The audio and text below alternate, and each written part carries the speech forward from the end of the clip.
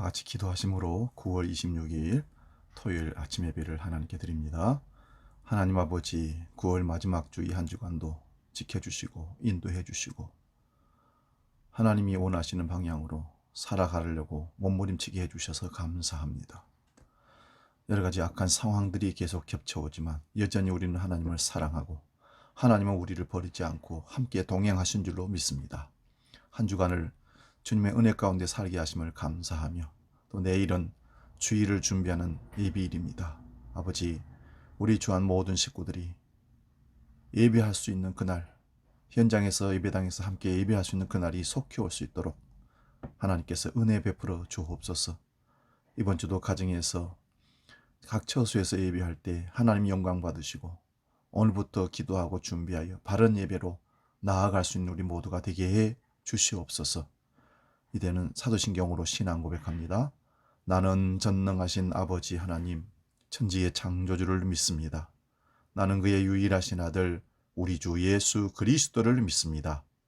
그는 성령으로 잉태되어 동정녀 마리아에게서 나시고 본디오 빌라도에게 고난을 받아 십자가에 못 박혀 죽으시고 장사된 지 사흘 만에 죽은 자 가운데서 다시 살아나셨으며 하늘에 오르시어 전능하신 아버지 하나님 우편에 앉아 계시다가 거기로부터 살아있는 자와 죽은 자를 심판하러 오십니다.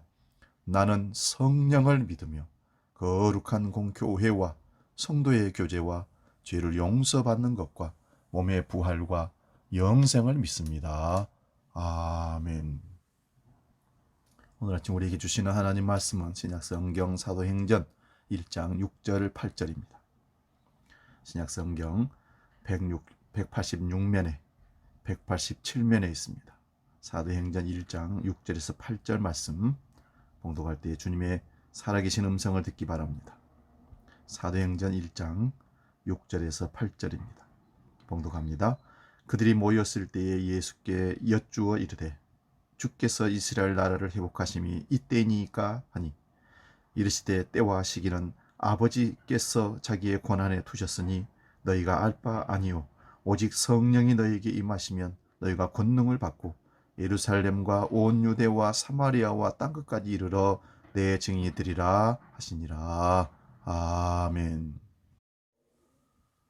공독한 말씀으로 교회의 목적은 증인이다, 이런 제목으로 함께 말씀 상고하며 은혜를 나눕니다.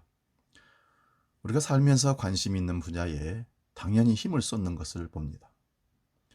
거기에 시간을 사용하고 연구하고 훈련을 받고 그리고 전문가가 됩니다. 관심이 있어야 그 일에 힘을 쏟고 집중한다는 그런 뜻입니다. 우리 자녀들에게 책상에 앉아서 공부하라고 하면 잠시도 못 견딥니다. 금방 딴짓 피웁니다. 그런데 좋아하는 게임을 할 때는 몇 시간이고 컴퓨터 앞에 앉아서 일어나지를 않습니다. 이처럼 관심이 있고 좋아하는 것을 할 때 사람들은 집중력이 생긴다는 것입니다. 관심 있고 좋아하는 것을 할 때 건강도 유지되는 걸 봅니다. 행복하니까 신진대사가 잘 되는 거예요. 그 관심대로 살고 그 관심대로 되기 때문에 건강이 좋을 수밖에 없습니다. 그 관심이 결국 인생의 목적이 되는 것입니다. 교회는 목적 공동체입니다. 사실 교회는 같은 목적을 가진 사람들이 공동체입니다. 교회가 같은 목적을 가지고 있느냐? 아니면 다른 목적을 가지고 있는가? 이것은 정말 중요한 질문입니다. 같은 목적을 가지고 있어도 바른 목적을 가지고 있어야 합니다. 그 목적은 바른 목적일까요? 바르다는 말은 성경적이다, 그런 뜻입니다. 주님의 뜻에 합당하다는 것입니다. 그리고 바른 목적 아래 모든 성도들이 같은 마음을 가지고 있을까요? 오늘 말씀을 통해서 우리가 교회가 바른 목적 아래 같은 마음을 품는 교회와 성도들 되기를 바랍니다. 먼저 교회의 바른 목적은 복음이라는 것입니다. 그럼 성도의 바른 목적은 무엇일까요? 교회와 성도는 뗄래야 뗄 수 없는 관계입니다.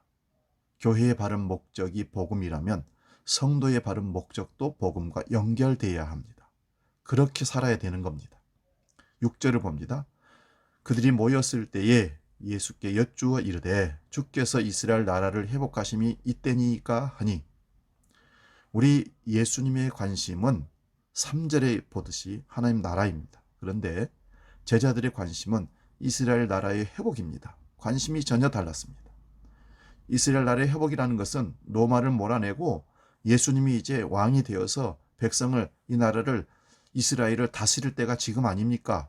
우리가 무슨 일을 준비하면 되겠습니까? 군사를 모을까요? 힘을 모을까요? 걸기대를 할까요? 이런 겁니다.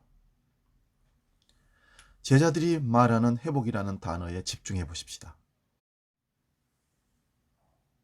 이 회복은 정치적인, 주권적인 회복을 말하는 것입니다. 이스라엘 나라를 회복하는 것에 관심들을 제자들은 가지고 있었습니다. 대단히 많았습니다. 그들의 바람은 정치적인 독립, 빼앗긴 영토의 회복입니다. 예수님은 죄에서 자유를 얻게 하는 것인데 제자들은 로마의 식민지에서 벗어나는 것이 자유를 얻는 것이라고 착각하고 있는 것입니다. 로마에서 벗어나면, 물리적인 압박에 벗어나면 진정한 자유가 그들에게 있을까요? 인생의 목적이 예수님과 다릅니다. 성령께서 오셔서 새로운 관심, 새로운 목적을 심어주시고자 한 예수님의 진심을 알고 변화되어야 합니다. 그래서 예수님은 7절에서 이렇게 말씀합니다. 이르시되 때와 시기는 아버지께서 자기의 권한에 두셨으니 너희가 알 바 아니요.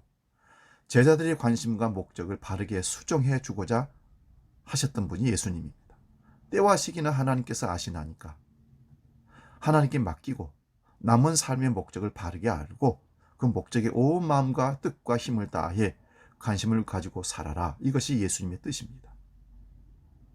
그리고 8절을 보면 오직 성령이 너에게 임하시면 너희가 권능을 받고 예루살렘과 온 유대와 사마리아와 땅끝까지는 내 증인이 되리라. 우리가 예수님을 믿으면 구원받습니다. 구원받는다는 말은 천국 간다는 말이죠. 어릴 때부터 우리는 천국이 얼마나 좋은 곳인지 배워서 압니다. 천국은 눈물이 없고 다시 사망이 없고 애통하는 것도 없고 싸우는 것도 없고 고가는 것도 없고 아픈 것도 없고 영원한 생명을 누리며 영원한 행복 속에 사랑하는 주님과 함께 사는 곳입니다.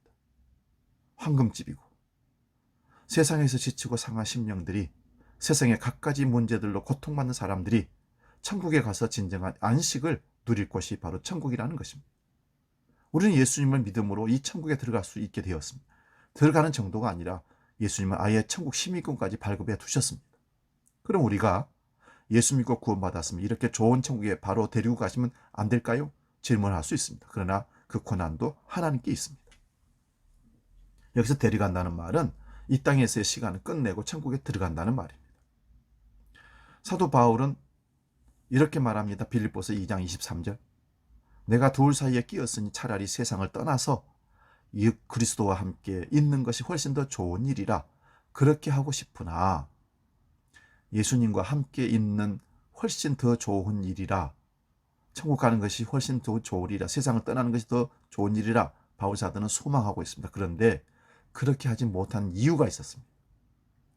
빌립보서 2장 24절 25절에 내가 육신으로 있는 것이 너희를 위하여 더 유익하리라.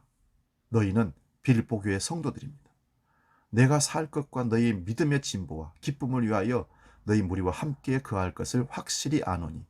사도 바울이 세상을 떠나 예수님께로 당장 가지 못하는 이유는 믿음이 성숙되지 못한, 구원의 확신에 아직 들어오지 못한 성도들을 위해서 더 말씀으로, 더 증거들로, 더 믿음의 확신을 주는데 유익하고, 성도들에게 유익하고 믿음의 진보와 믿음의 기쁨을 위해서 아직도 세상에 더 있어야 하는 것이 너희를 위함이다. 나 자신을 위해서는 벌써 가고 싶었으나 너희를 위해서 내가 가지 않고 더 기다리겠다는 것입니다. 그게 주님의 뜻이라는 거죠. 여기서 우리가 알 수 있습니다. 우리가 예수 믿고 난 후 우리가 살아야 할 시간의 목적이 무엇인가? 그 목적을 딱 두 글자로 줄여서 말하면 증인.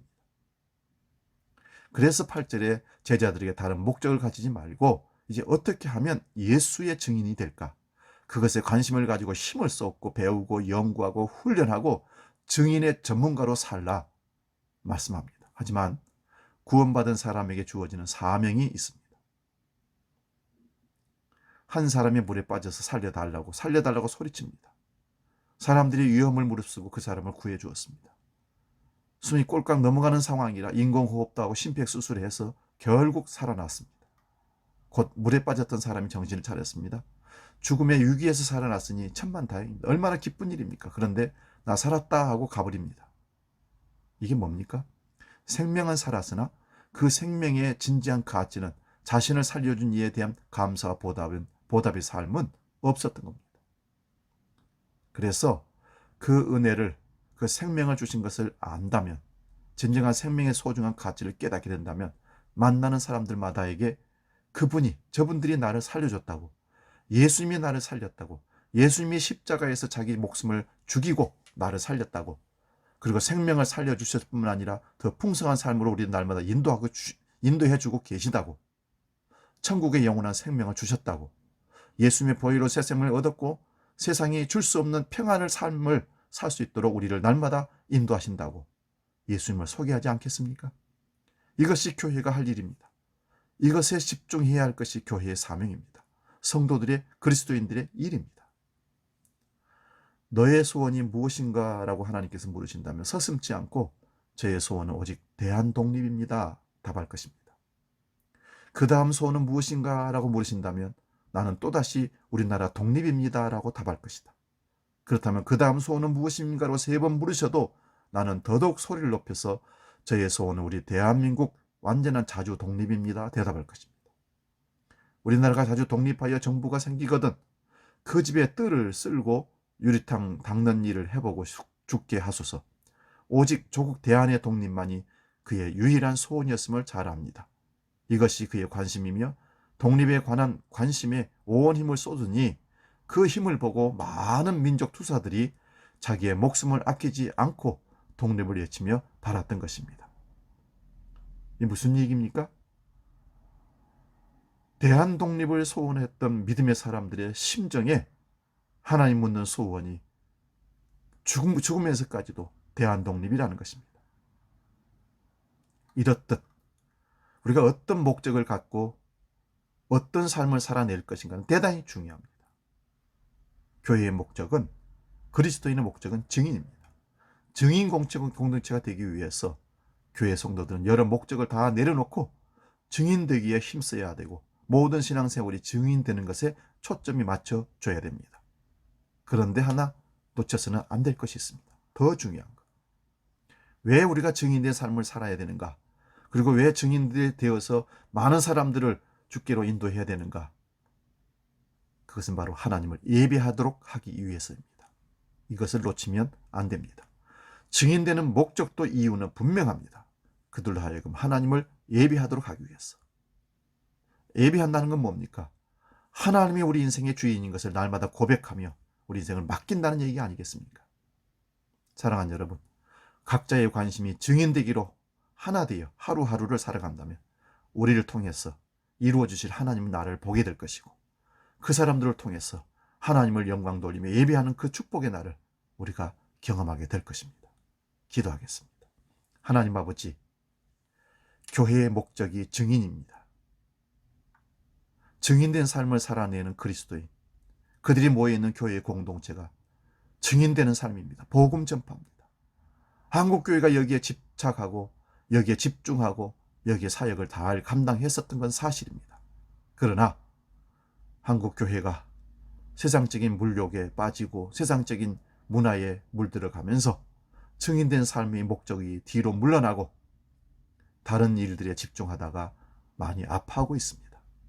다시금 세상 끝날까지 너희는 나의 증인되라 하신 주님의 명령을 생각하고 교회의 본인의 목적으로 돌아오게 하시고 그리스도인의 본인의 목적의 책임을, 사명을 감당할 수 있는 우리 모두가 되게 하여 주시옵소서.